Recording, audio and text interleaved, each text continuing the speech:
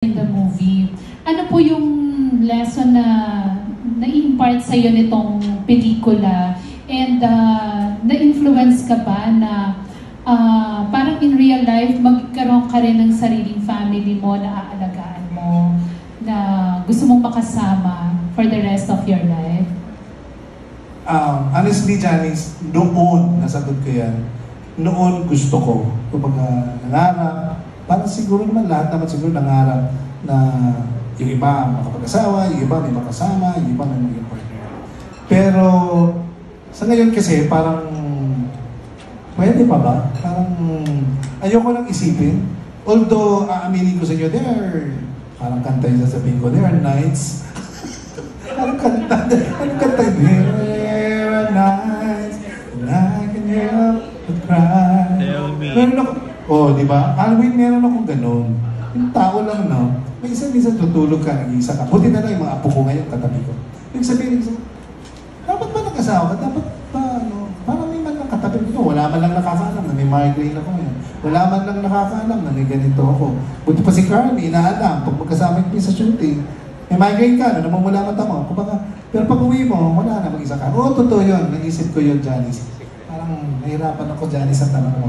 Pero, ako talaga. Ngayon, parang hindi na. Parang, in-embrace ko na yung buhay na pwede ako mag-isa, pwede hindi. Sana, kung may bibigay, oo, mas masarap talaga may kasama. Kasi lalo minsan may lagnat ka, di ba?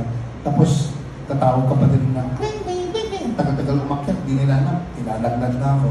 Ang hirap, pag gano'n. Tapos may isip mo yung nanay mo na, kung dito nanay ko, hindi ako magiging ganito. Sa edad kong ito, meron pa rin yan.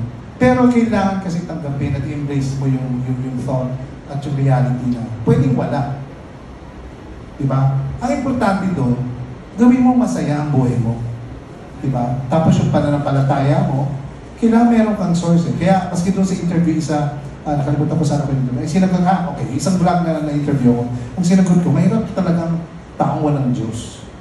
Kailangan talaga ng Diyos. Meron nag-guide, meron kang minamahal, meron kang kinakatakutan, yung nag-guide sa'yo. Kasi kung wala ka nun, parang ang hirap lalong mag-isa. So, ang sagot ko dyan, ngayon okay ako. Pag nilulungkot ako, tawag lang ako, nasa lang ako. Pag yung may sitwasyon na may nangyayari, tawag lang ako. Kasi, let's face it, wala naman ako ibang tatatakbuhan eh. Wala naman ako ibang makakapitan, kundi yung Panginoon, di ba? Lalo na, coming from my heart, alam niyo naman nag-iisa lang ako sa buhay. Salamat, may apo akong dinadala sa akin, pero naiinis ako pag aalis din ng Sunday. Parang gano'n. So, sana, may partner, kaya lang kung hindi, kailangan embrace ko yung reality na wala. So, sana ako, nabubuhay ako araw-araw na kasama ko, Panginoon. Siya na lang yung bahala sa akin kung anong gusto niya sa akin. I have no choice. I have to entrust my life to Him. Okay, thank you. Thank you, Janice. Janice, naman